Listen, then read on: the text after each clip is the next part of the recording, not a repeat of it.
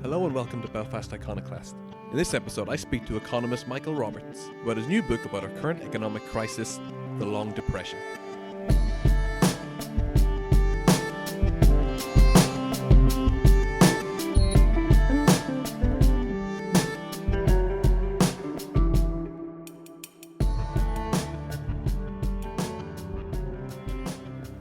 Last week, I sat down with Marxist economist Michael Roberts in order to talk about his new book, The Long Depression. Michael's book charts how our current economic crisis happened, why it happened, and where we go from here. I think a good way to start is to follow the path of the subtitle of the book. We're in the Long Depression. We're going to talk about how it happened, why it happened, and what's going to happen next. Well, it starts with the Great Recession, which was the big financial collapse that happened in the American and other banks across the world at the end of 2007 and 2008, which led to a huge bailout of the banks.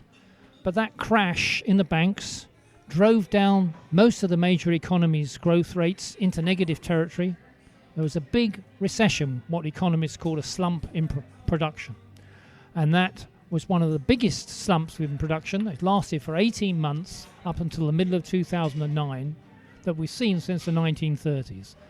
And what this book is about is what happened afterwards. We can discuss, if you like, why that happened, and that happened partly because, as I will explain, also why there's been no real recovery since then.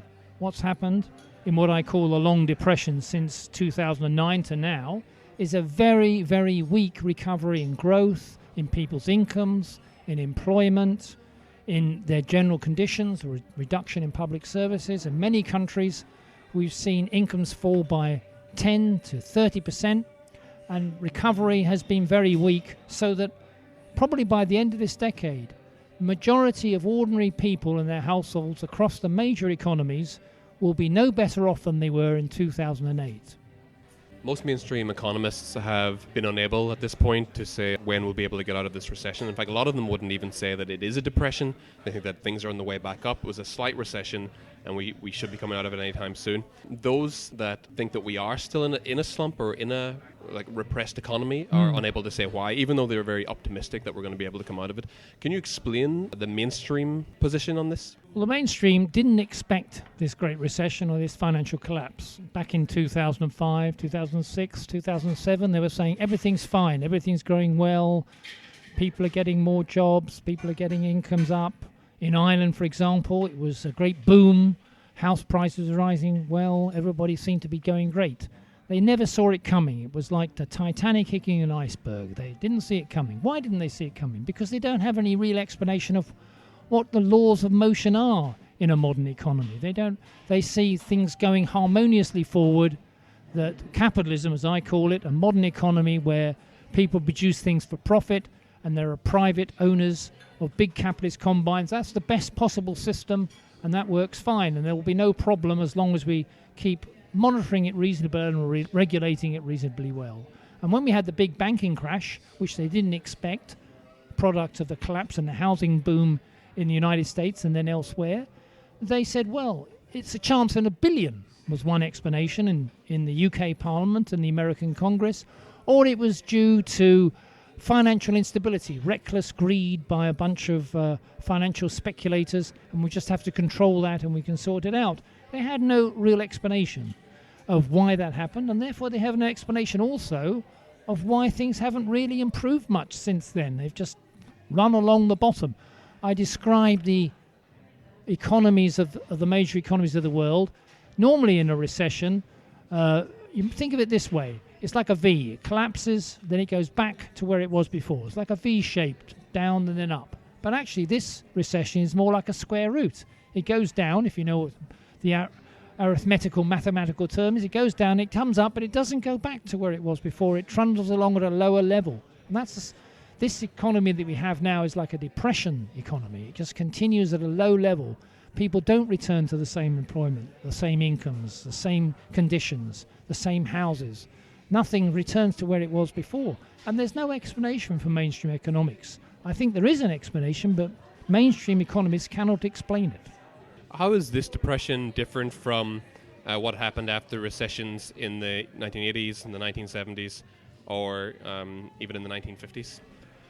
Well, we have to think about a modern economies based on private ownership of the means of production. By that means that there are owners of big capitalist companies, multinationals around the world, and they decide whether we get jobs, whether things grow, whether we get more resources, and through their taxes, whether we get better public services. They decide. We don't decide. And that sort of system, production for profit, gets into trouble. It doesn't work well.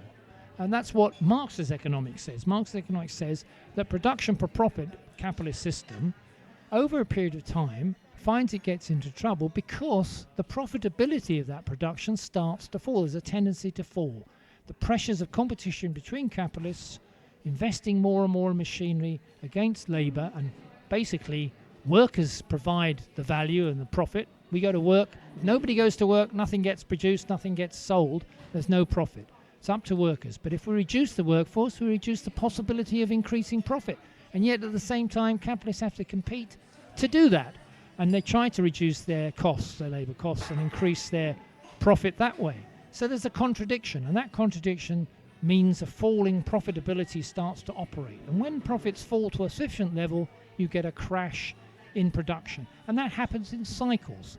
Now, the cycles of the 1970s and the 1980s were big ones. You had big slumps, which then lots of people lost their jobs, had to restart again, manufacturing and so on. But this is even worse. This is different. We've gone down into a recession because of the collapse in profitability and profits, but it hasn't recovered because there's lots of things holding it down this time. Profitability is still very low compared to where it was in 1950. It's about 20% below. And there's a pile more debt. Big corporations and households have built up debt. Mortgages, households have got big mortgages. Corporations have got a lot more debt than they used to have, which they've built up over the last 30 years, and they haven't got rid of that. In fact, the total debt in the world is higher than it was before the crash, not lower. It hasn't been wiped away. We've bailed out all the banks. We've bailed out all the companies with our taxpayers' money and let them carry on with their big debts. So, but they're not prepared to invest. Profit stays low, so they won't invest because they've got too much debt and too low profitability. So we have a depression growth. It's not zero, but in some countries it is zero, but in most countries it's very low, and it doesn't give us the same increase in income and employment that we'd come to expect in the 50s and 60s. There's some mainstream economists that said the only way to actually get out of this crisis will be something akin to the war of the 1940s.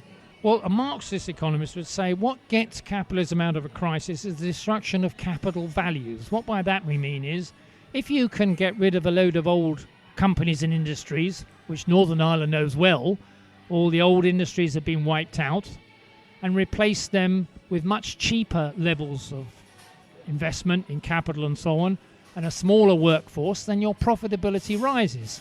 So it's not so much actually physically destroying things, but reducing the value of them, selling them off cheap, fire sales used to call it, or merging them and other companies come in. Take Southern Ireland, built a load of houses at exorbitant prices, and then when the slump came in housing prices, they collapsed, and then other companies come in and buy them all cheap up and rent them out again. That's how capitalism solves the question of low profitability in the crisis. It turns it around that way.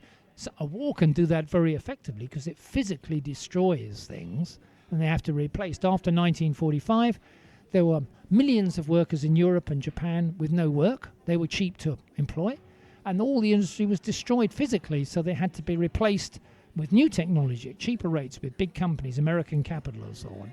So you can do that. But it doesn't have to be a war. Capitalism can recover if it destroys our lives and our employment for a long enough period.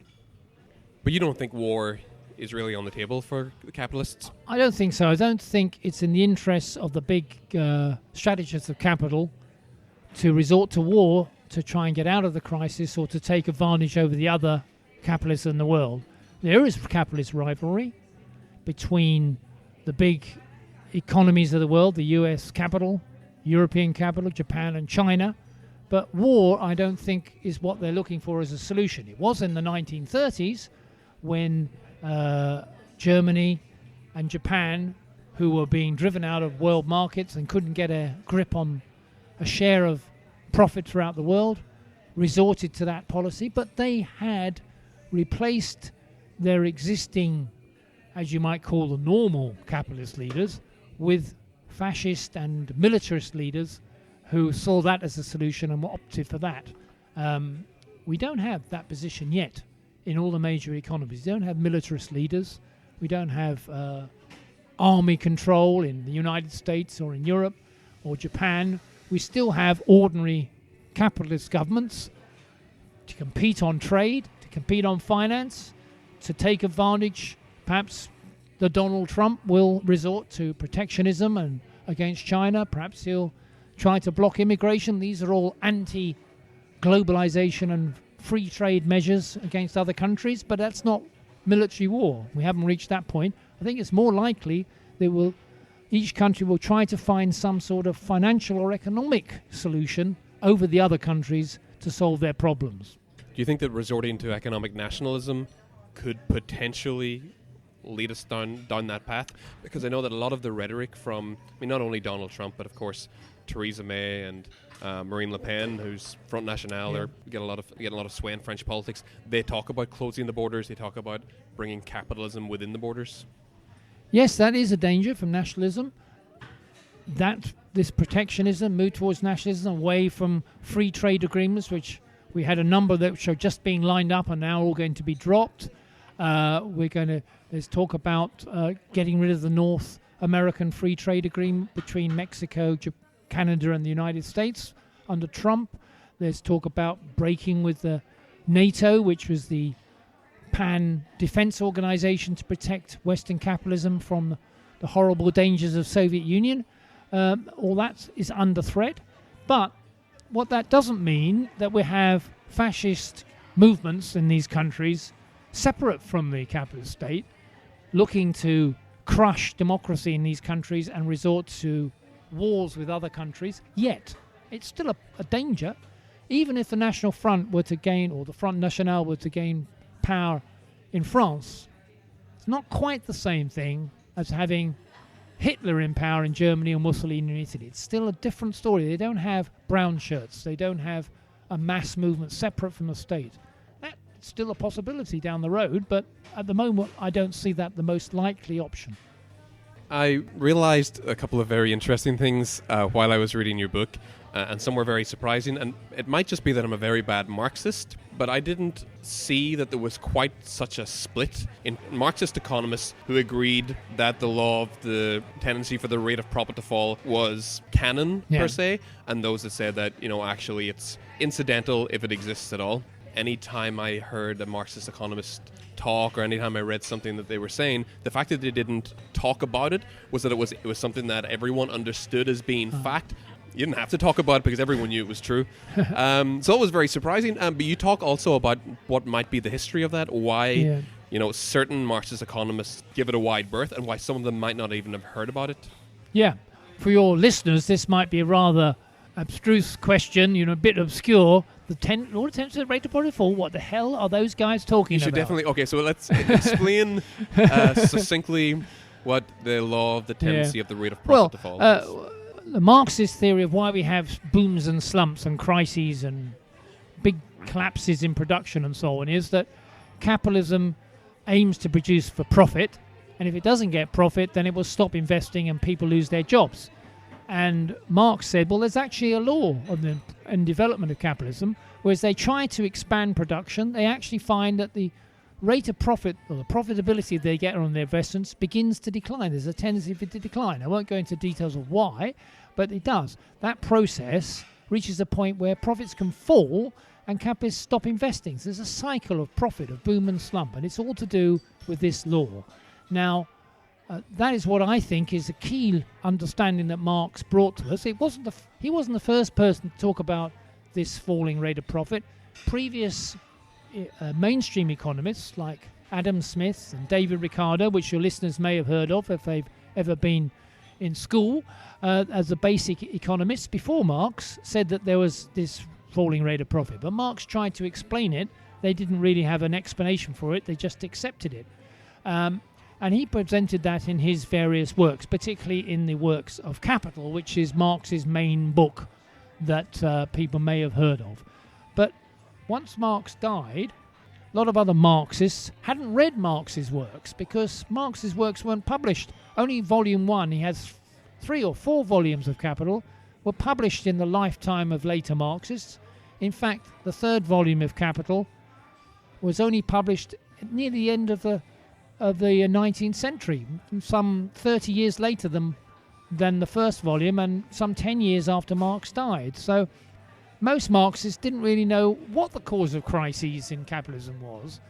They knew that it was wrong. We had a profit system and capitalism exploited workers, but they didn't really have a theory of why there were booms and slumps, and there clearly are booms and slumps in capitalism.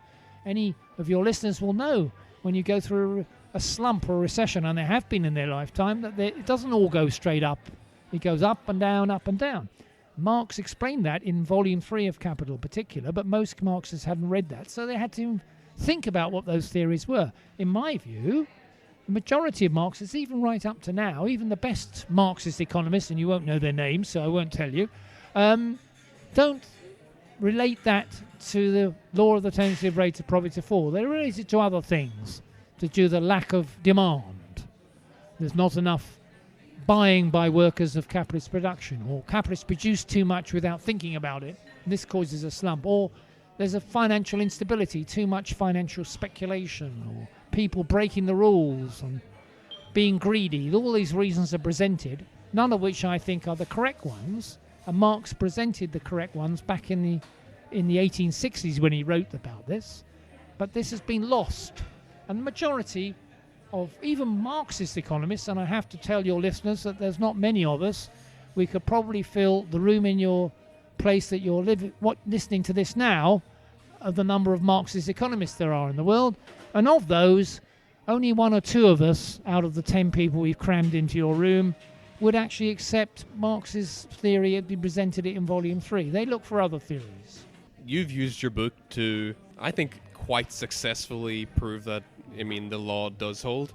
Obviously taking into account what Marx called the countervailing tendencies, and also taking into account, things that, well, I don't know if they are exogenous to the system, but, things that people can't, normally predict. I think that you've shown a long history, and you've been able to back it up with empirical data, that it holds, that the law of the tendency for the rate of profit fall does actually hold. Well, I'd like to think so. It's still disputed, but if you're out there listening to this, go and buy my book, you'll see lots of graphs. Now, my sister tells me she hates reading my book because it's got lots of graphs in it. She likes words. But I think words are not any good enough on their own without seeing graphs. Graphs are helpful. I think you'll find if you buy the book and read it, you'll see that the graphs will explain a lot. And I like lots of graphs. And they help to explain things better than just words. And I think I'd like to think that I have shown that Marx's theory of crisis, based on this tendency of the rate of profit to fall, this law, which I explain in the book, how does explain why we're in the mess we are in now. And that's what the book's about. You want to know why we're in the mess we are in now, why we're not getting out of it? Then I think this book tries to explain that. Why do you think neoclassical economists are reluctant to listen to or to bring Marxist economics into their own theory and practice? Well, there's one obvious reason, because if you were to accept the Marxist theory of crisis, you would accept that capitalism is fundamentally flawed and should be replaced with a better system where people commonly own everything and work to produce the things that people need. Neoclassical economists have an ideological need to defend the existing system and say that it's harmonious, it brings equilibrium, it's fair, it distributes things properly, and it produces things harmoniously. They have an ideological reason to justify that, and they will present very effective arguments, or I don't think they're effective, but they think they are effective arguments to say that capitalism works with free markets. Out there listening, it's all free markets. What we need to do is stop governments interfering, stop unions interfering, stop any regulations, and everything will flow lovely. As Donald Trump will be telling us, the more we have free markets and less regulation, everything will be fine. This is the neoclassical view. The history of such free markets, insofar as they're ever free, which they're not because we have big companies and big monopolies, That's not been the case. How can they justify that argument when we've had booms and slumps in capitalism every 10 or 12 years for the last 150 years? But Michael, all is not lost. I mean, you have proper radical left community movements in a lot of different countries who are arguing, they're trying to take globalization away from neoliberalism. They want a global minimum wage, which will protect workers everywhere, but they understand that the struggle comes from below. There seems to be a lot of positivity on the left that it's only a matter of time before things do get better. We don't have to wait for the productivity of capital to increase, because we will eventually be able to control investment funds ourselves. Well, I think what we have to remember, and I'm sure listeners are aware, if they're at work, that they know people instinctively want to work together, cooperate together, do things together, make things work for ordinary people. And they recognise that that's often in opposition to the people who control their lives, the companies they work in, the places they work in, right at the top 1% who control the world. Those people have a solidarity for the rest of us against that. And there are lots of movements to try and change the world to make it better for the majority against the tiny, tiny minority. And I'm optimistic about the possibilities of people joining together, cooperating together in the sort of struggles you've talked about on the issues that we have. And remember, Marx said that the history of the world is a history of class struggle. We're still in a world where a small minority controls the majority of things and what happens to our lives. What we need is a society where the majority control that. And people instinctively know that's the case. There's lots of things that divert them and divide them. But ultimately, at the place of work and at home in the communities, that's where the solidarity is, and it still exists, and we're going to see some changes over the next few years. It's understood on the radical left at this point that the side of struggle is not only just in the workplace, but is also in the community, as opposed to looking towards politicians for the answer. Yes, it starts in the community, starts at the workplace, cooperation there, fighting there for better conditions for people, and also in the communities to protect themselves on their housing, their homes, and their public services.